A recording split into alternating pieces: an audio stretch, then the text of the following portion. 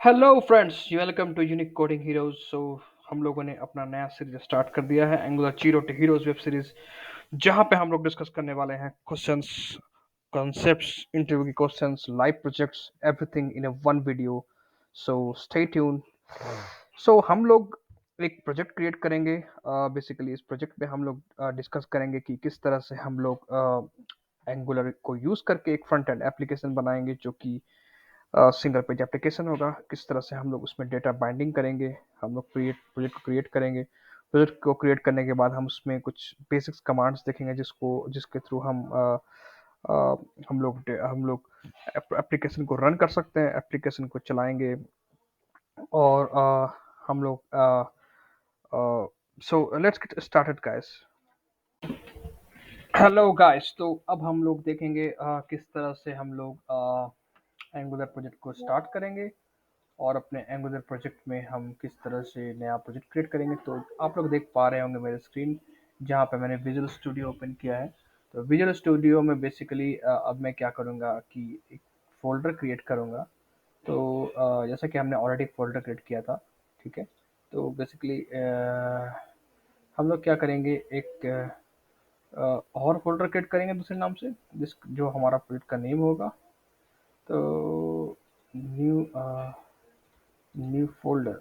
तो आपको नया फ़ोल्डर क्रिएट करना है एंगुलर के नाम से, एंड बेसिक्स यहाँ पे लिख लेते हैं।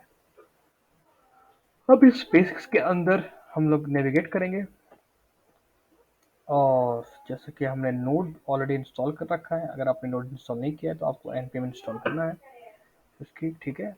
जो कि आप नोड का वर्जन भी चेक कर सकते हैं, एंड नोड बैनर्स भी। देन उसके बाद आपको चेक करना है कि आपको नया प्रोजेक्ट क्रिएट करना है। तो आपको नया प्रोजेक्ट क्रिएट करने के लिए जो कमांड होता है वो होता है एन जी, जो है कमांड मैं आप लोगों को दे दूंगा। जो कमांड होता है वो होता है एन जी न्यू। न्यू मतलब कि आप नया प्रोजेक्ट क्रिएट कर रहे हो, और उस प्रोजेक्ट का नाम, तो उस प्रोजेक्ट का नाम आप दे दो Angular basics to advance advance.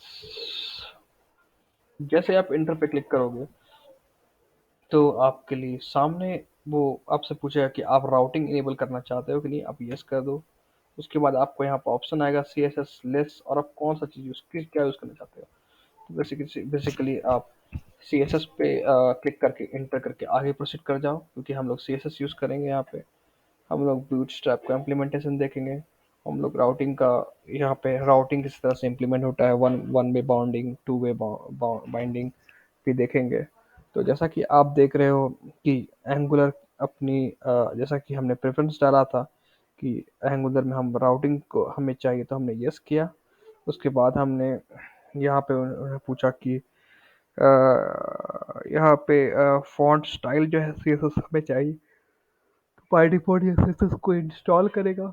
तो ये सारा प्रोसेस हो जाने के बाद जब आप एन जी सर्व करोगे, बेसिकली एंगुलर में क्या होता है कि एंगुलर में आप जिस तरह से रिएक्ट में आप npm का चलाते थे, npm इंस्टॉल npm करके, यहाँ पे क्या होता है, यहाँ पे आपको हाँ एन जी चलाना पड़ता है, एन जी सर्व करके कमांड। तो जैसा कि आप देख रहे हो कि जो ये इंस्टॉलेशन है ये प्रोग्रेस में है, और ये कंप्लीट हो चुका है सक्सेसफुली इनिशियलाइज किट। तो यहाँ पे अब आप टाइप करोगे एन जी सर्व, तो आपके सामने वो एन जी सर्व जो है नहीं चला, क्योंकि हमने उस पाथ पे नेविगेट नहीं किया। हमारा पाथ जो था, तो हमें उस पाथ के अंदर जाना पड़ेगा जिस पाथ पे हमने।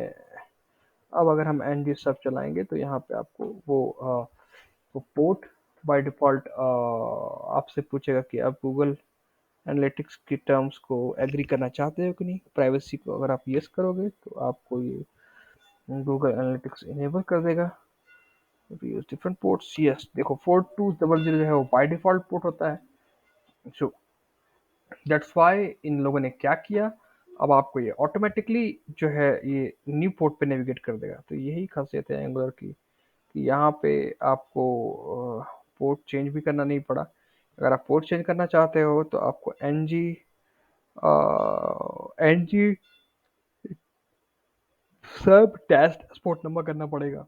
देखो आपने ये कंपाइल कर लिया और ये पोर्ट किस पे चला, ये 56154। सो यही है एंगुलर की खासियत। तो आप जैसे देख पा रहे हैं एंगुलर की खासियत, इसने बाय डिफॉल्ट, तो ये बाय डिफॉल्ट पेज है एंगुलर का। तो अभी क्या है कि आप कोई भी चेंजेस करोगे, कोई भी नया चीज़ क्रिएट करोगे, तो आप यहाँ पे करोगे, राइट। सो अभी हमारा जो इनिशियल प्रोजेक्ट जो बेसिक्स का था हमने क्रिएट किया, और आपने क्या देखा इसमें बेसिकली, इसमें बाय डिफ़ॉल्ट इसने नोड मॉडल इंस्टॉल किया। उसके बाद आपने जो भी लाइक जो भी डिपेंडेंसीज इंस्टॉल किए वो देखो, कर्मा बाय डिफ़ॉल्ट यहाँ पे सारे डिपेंडेंसीज आपको दिखेंगे, Karma, Jasmine, JavaScript, all dependencies. So like suppose moving ahead, आपको कोई नई CSS ऐड करनी है या बूटस्ट्रैप ऐड करना होगा, तो आपको वो भी हम अपने बताएंगे किस तरह से हमें हमें बूटस्ट्रैप को इंस्टॉल करने के तरीके, और किस तरह से हम बूटस्ट्रैप इंक्लूड करेंगे यहाँ पे, और बूटस्ट्रैप कॉल करेंगे। तो बेसिकली आपने देखा कि जो हमारा पैकेज जेसन फाइल है, वहाँ पे जितनी भी डिपेंडेंसीज है, हमारा प्रोजेक्ट है वो अब बन के आ गया। और हमारा जो प्रोजेक्ट है वो चल रहा है। और हमारा प्रोजेक्ट कहाँ से चल रहा है, SRC के अंदर जाओगे, ऐप के अंदर जाओ, वहाँ आपको दिखेगा app component dot S T M L. ये app component dot S T M L का जो पेज है, ये बेसिकली हमारा सबसे इम्पोर्टेंट पेज होता है। तो इस पेज में आपको दिखेंगे सारे वेलकम चीज़ें जो आप देख रहे हो, वेलकम जो भी आपको फ्रंट पेज पे दिख रहा है, भी वेलकम, ये सारा कुछ जो है वो आ रहा है आपके इस कंपोनेंट से आ रहा है।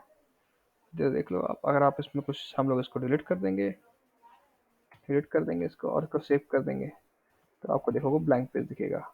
यहाँ पे हम लिख देंगे H1 H1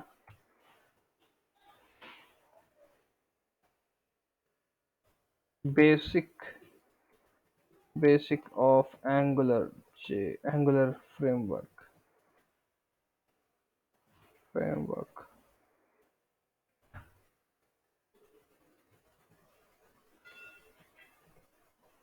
तो आप देखोगे यहाँ आ गया है, क्योंकि ये बेसिकली जो हमारा कंटेंट है वो ऐप डॉट कॉम्पोनेंट से रेंडर होता है। और ऐप डॉट को हम कहाँ कॉल करते हैं, इस कॉम्पोनेंट को बेसिकली हम मॉडल डॉट टी एस में। तो यहाँ पे आप देख सकते हो ऐप कंपोनेंट है, ऐप कंपोनेंट हमने कॉल किया है। तो ये ऐप कंपोनेंट बेसिकली यहाँ पे जो भी आप कंपोनेंट बनाओगे, जैसे आप मेनू क्रिएट करोगे, है राइट, तो मेनू क्रिएट करोगे तो मेनू क्रिएट करने के लिए आपको कंपोनेंट क्रिएट करना पड़ेगा। तो कंपोनेंट क्रिएट करते समय आपको कमांड चलाने पड़ेंगे, ng create new component name। so like that like that it will continue। so हम लोग अपने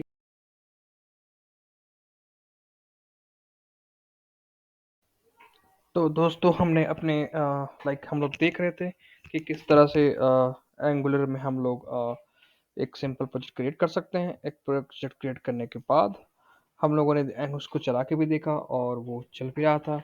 इसके साथ साथ हमने ये भी समझा कि एंगुलर प्रोजेक्ट को किस तरह से क्रिएट करते हैं, किस तरह से पोर्ट में सेव करते हैं। और बाय डिफ़ॉल्ट एंगुलर ऑटोमेटिकली अब CSS और हैमर जैसी डिपेंडेंसीज भी इंपोर्ट हो जाती है उसमें, जिसको आप पैकेज जेसन फाइल में देख सकते हो। तो आगे बढ़ते हैं दोस्तों, हम समझते हैं कि जो कि कुछ इम्पोर्टेंट कॉन्सेप्ट डिस्कस करते हैं जो कि इंटरव्यू में पूछे जाते हैं। तो पहला टूल है Baijal tool. So Baijal is a like kind of powerful tool है, जो कि जो कि गूगल द्वारा बिल्ड किया गया है। It can keep track of dependency between package and target. So Baijal tool का जो यूज़ होता है वो पैकेज और डिपेंडेंसी को कीप ट्रैक ऑफ रखने के लिए किया जाता है। एंगुलर फ्रेमवर्क जो है वह बना हुआ है बैजल फ्रेमवर्क पे बना हुआ है, ठीक है।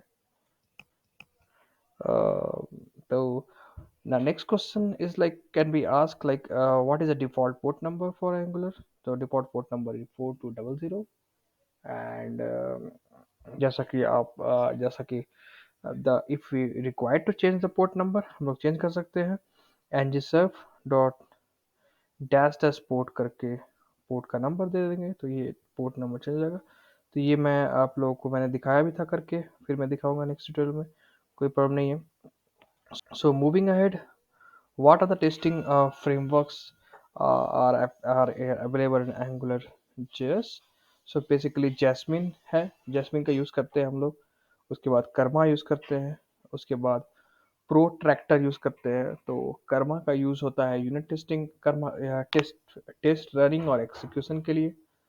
And Jasmine is used for unit testing and Protector is used for end-to-end test script लिखने के लिए Protector यूज किया जाता है। Moving ahead, what do you what command you use to run unit run test? So आपको testing अगर test करना है, अगर जैसे हम जावा में करते हैं टेस्ट वगैरह, अगर आपको एंगुलर में टेस्ट करना है तो आपको एनजी टेस्ट लिखना पड़ेगा। तो उससे क्या होगा कि आपका ये यूनिट टेस्ट जनरेट कर देगा। तो ये मैं कमांड आपको चला के दिखाऊंगा हमारे आगे आगे के वीडियोस में। उसके बाद एंड अगर आपको एंड टू एंड टेस्ट करना है तो NG E to E test लिखना पड़ेगा। तो ये बेसिकली आपको E to E test generate करके देगा। तो ये चीज़ें हम देखेंगे। अभी के लिए आप कमांड्स को याद रखें ताकि नेक्स्ट में हम इसको डिटेल में समझेंगे। So move ahead, we have like how to upgrade Angular app. So Angular app को अपग्रेड करने के लिए आपको N G update at the rate Angular C L I लिखना पड़ेगा। तो इसको करने से क्या होगा कि आपका जो ऐप है वो अपडेट हो जाएगा, या फिर एंगुलर कोर भी लिख सकते हो आप। तो इसको लिखने से आपकी जो ऐप है वो बाय डिफ़ॉल्ट वो अपडेट हो जाएगी। So like next moving on, how to convert TypeScript to JavaScript. So like you are also aware like Angular is basically built on supports mostly TypeScript. So even though TypeScript is used for writing code, but literally क्या होता है कि जो internally क्या होता है कि जो transpiled जो TypeScript हमारी होती है वो literally जावास्क्रिप्ट में कन्वर्ट होती है। तो ये आपको समझ के रखना है कि जब भी आप टाइपस्क्रिप्ट से जावा जब बेसिकली जो भी आप कर रहे हो वो बेसिकली जावास्क्रिप्ट में कन्वर्ट हो जाता है। तो लिटरली जो टाइपस्क्रिप्ट हमारा है हम लोग लिखते हैं, बट वो कन्वर्ट होता है जावास्क्रिप्ट में basically. So moving ahead, how you can optimize Angular app? You can consider the lazy loading instead of fully bundled app for it, to make it more make sure that third party kind of like application is loading. So app Angular app को optimise करने के लिए you can use lazy loading bundle use कर सकते हो। ठीक है। How we can check the Angular version? If we type ng dash dash version, then we can check the ng version and Angular version. So how to find the lint issue in the code? If we type ng lint, we will find the lint issue. सो कुछ commands है जो कि आपको materials और component create करने के लिए ये हम लोग प्रैक्टिकली करके देखेंगे। आपको मैं दिखाऊंगा प्रैक्टिकली करके किस तरह से आप यूज़ कर सकते हो इस कमांड को, और इन कमांड को यूज़ करके आप एंगुलर के फीचर्स जैसे मेन्यू क्रिएट कर सकते हो या कोई कंपोनेंट क्रिएट कर सकते हो। ठीक है, तो ये आपका कमांड्स है, इसको हम लोग चला के देखेंगे, समझेंगे चीज़ों को। Yes, and like guys, thank you very much for watching. Please press the bell icon so that you can get the updated video also, and don't forget to subscribe and like. Thank you very much.